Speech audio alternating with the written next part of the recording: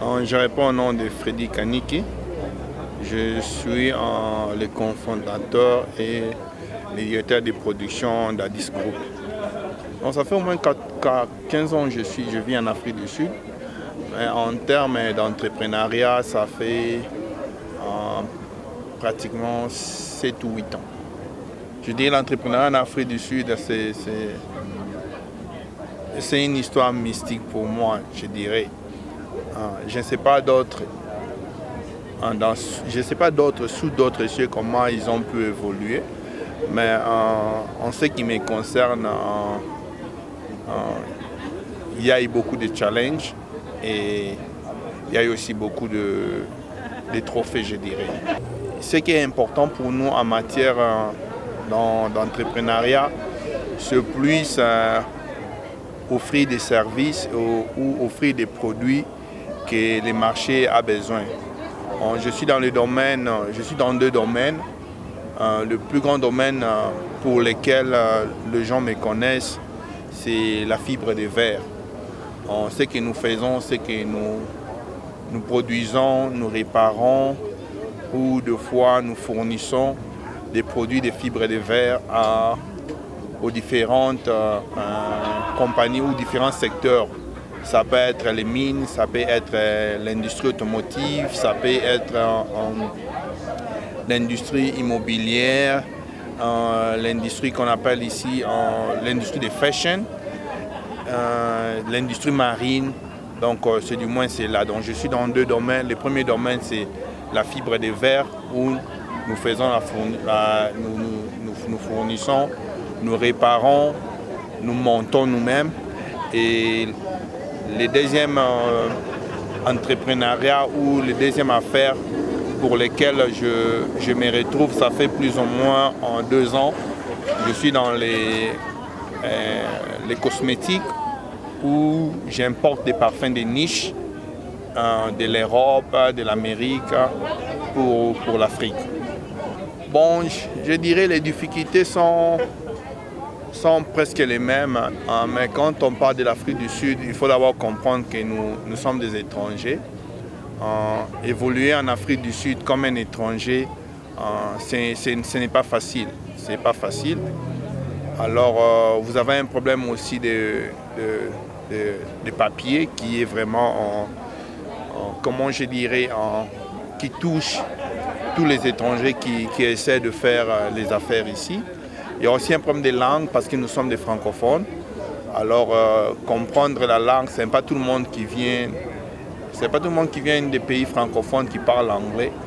Alors, il va falloir d'abord maîtriser la langue. Il va aussi falloir, comment je dirais, régulariser ses papiers, avoir des bons papiers pour faire des affaires. Et aussi, la troisième chose, c'est essayer de comprendre les marchés dans lesquels vous vous lancez, je dirais. Donc, c'est du moins les 3 grands challenges ou difficultés que nous rencontrons en tant que francophones. Mais comme vous savez, les affaires, ce sont les affaires. Où que vous soyez, on a toujours les mêmes difficultés. En tant qu'entrepreneur, c'est vrai, la politique a fait son travail. Il y aura un nouveau président dans les jours qui viennent. Nous avons beaucoup de projets, nous avons vraiment beaucoup de projets. Il y a beaucoup de secteurs à développer au pays, au Congo. Et nous ne pouvons pas tout étaler maintenant, mais je pense du moins que si la politique se régularise, nous serons sur terrain et nous montrerons de quoi nous sommes capables.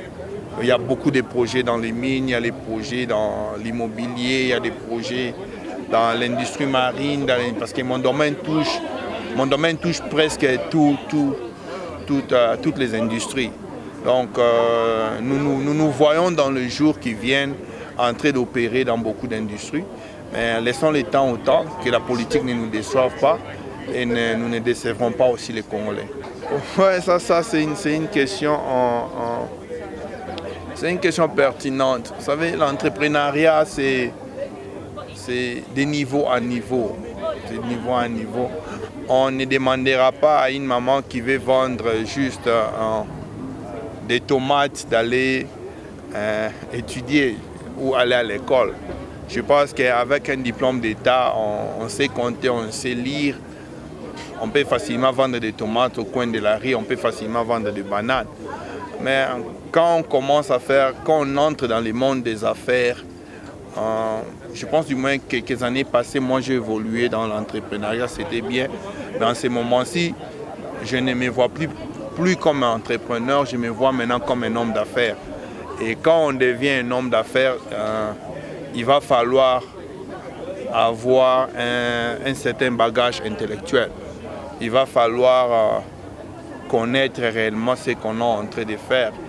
Et même si on doit avancer, si on veut avoir une compagnie de la taille de Microsoft, ou on veut avoir une compagnie de la taille de Toyota ou de McDonald's, je ne pense pas qu'un D6 serait à mesure de monter ou de gérer une compagnie de la sorte, parce que vous aurez vous-même à diriger des licenciés, des gradués, des docteurs dans les différents domaines.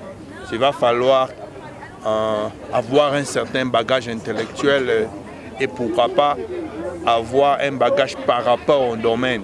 Donc si vous comptez ouvrir une savonnerie, il va falloir être chimiste. Si vous comptez ouvrir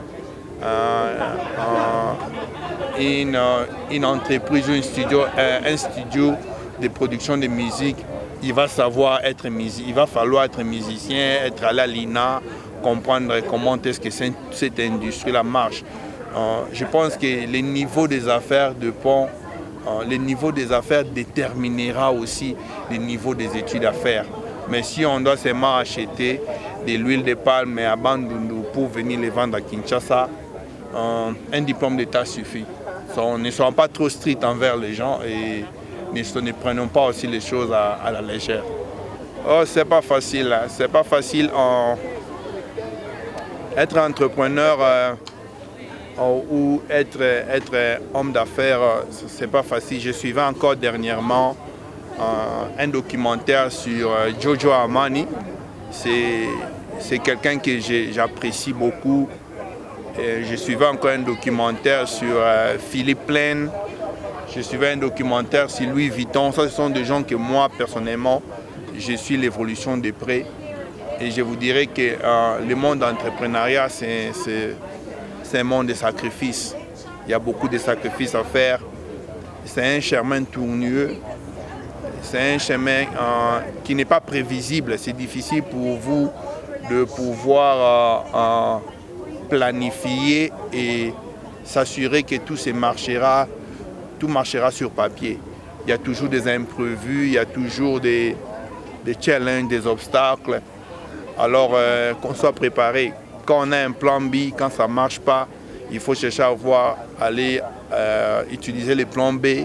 Et quand le plan B ne marche pas, utiliser un plan C, un plan D, jusqu'à ce que vous arriverez au bout, où vous atteindrez les résultats escomptés.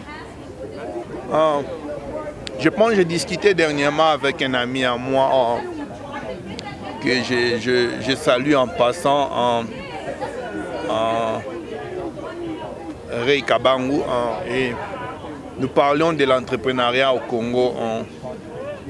Il y a un constat amer, c'est très amer, c'est qu'il y a ce qu'on appelle carence d'ambition au pays.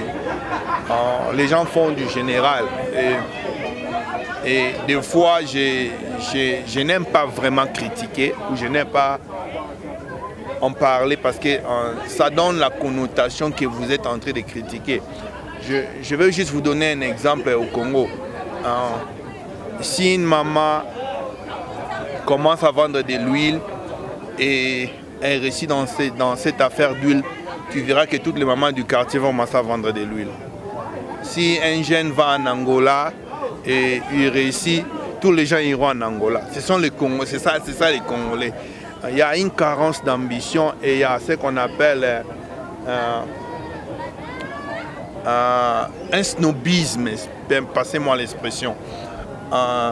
Les gens deviennent trop snobs, les gens veulent faire tout ce que l'autre fait.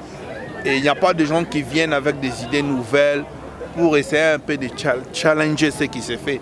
Même ici, dans notre communauté sud-africaine, vous remarquerez que si un ami ouvre un Internet café, c'est tout le monde qui ouvre Internet café. Parce que c'est l'argent facile, parce que il y a moins de difficultés. Et c'est ça ce que nous plaignons dans notre communauté. Nous n'avons pas trop de jeunes qui viennent avec de nouvelles ambitions.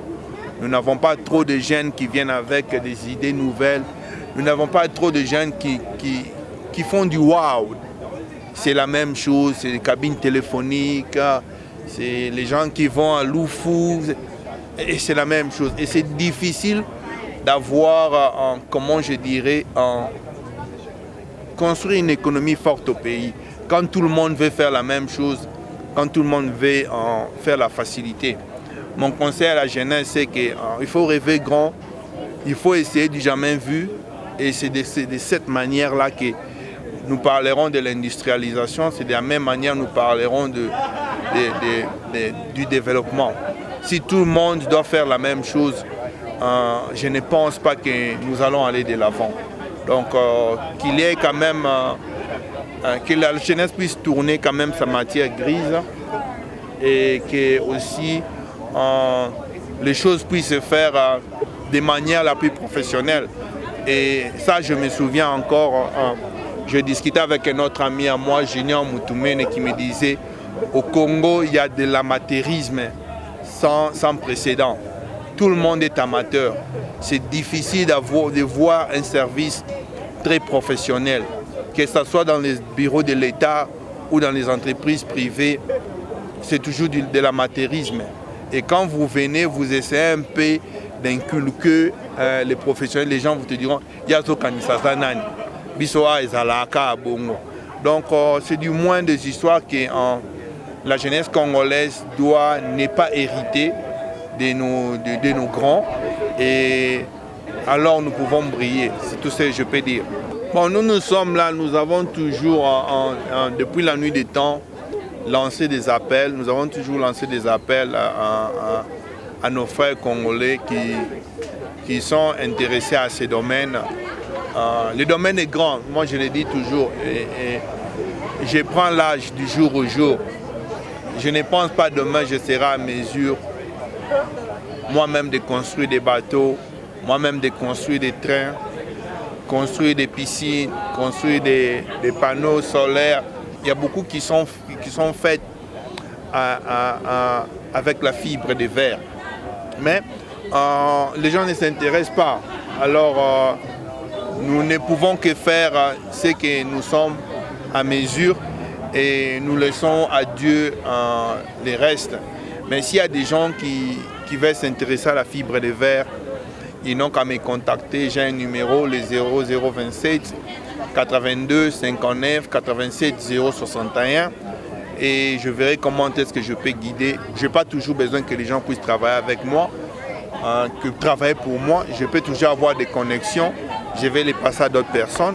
Et pour ceux-là qui veulent aussi entrer dans le monde du cosmétique, des distributeurs officiels de Gucci, qui veulent être distributeurs officiels de Paco Rabanne, de Tommy, de Thierry Mugler, et ils ne savent pas comment le faire.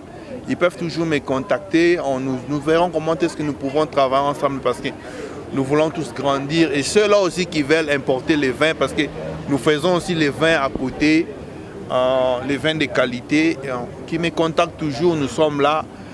Nous touchons un peu de partout parce que nous sommes dans les affaires. Nous ne sommes pas limités à un seul domaine. Donc nous sommes vraiment ouverts à tout le monde qui sont en Afrique, au Congo, partout, qui veulent en savoir plus de tout ce que nous faisons. Nous avons un website qui est www.adisgroup.coza. Nous avons des emails, vous aurez tous les contacts. Contactez-nous, travaillons ensemble, que l'Afrique puisse s'élever, que le Congo se développe. C'est tout ce que nous pouvons dire. Hi, my name is Nonjabulo Simanga. I'm staying in Cape Town, location site C. I'm working at Kuyona Visual Displays for about now 4 years. And before I came, I didn't know anything about mannequins and stuff. And I came on 2013. I learned how to fix mannequins and stuff, and my boss really teach me how to do it. So it was hard before because I couldn't understand the job. I didn't even go for a course to do it, but he was patient with me. He showed me how to fix it. He showed me everything, how to send it. So I started to, bit by bit, day by day, I tried to learn by myself. And now I know a lot about it. Even if he's not around, I can do it. So you can check on me later. Are you satisfied to work with Freddie? Yes, I'm satisfied to work with him. He's an understanding guy. He's patient. He likes people to learn more. He gives people opportunities to do so that he can see people to another next level. Do you have any testimonies since you've been working with him? 3 months ago, so when he was telling me about my position, so I was very, very happy. Then I started crying. I couldn't believe because he's coming from far with this company. So I was like, thank God about everything.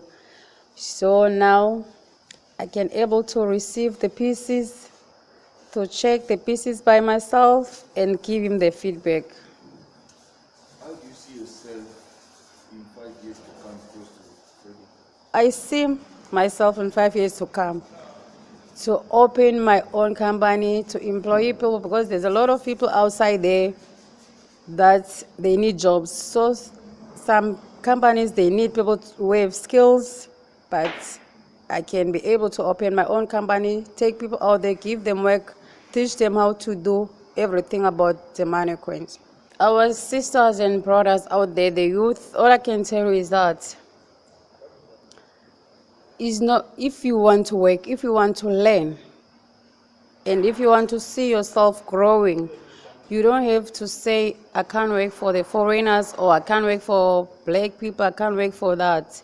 If you want to learn and you want to grow, you must take the opportunity that you get. I myself, I used to say I will work for maybe some other people, but now I see myself as a growing person. I learn a lot. I didn't even do a course to do what I'm doing today, but I learned it. Even before, my mom, she used to say to me, when the work we don't have, maybe I work for 2 days in a month, my mom, she said, give up, but I didn't even give up. I have the patience for this job, but today I am a supervisor. I can check the pieces when it comes. I can check the pieces when it's going back to the store. So my sisters and brothers out there, you mustn't say, I can't work for this, I can't work for that. Job is job, work is work. It's only up to you. If you're willing to learn, just take the next step and take the opportunity so you can be a bigger person. Who knows, maybe 20 years to come, you can employ your own people. Thank you.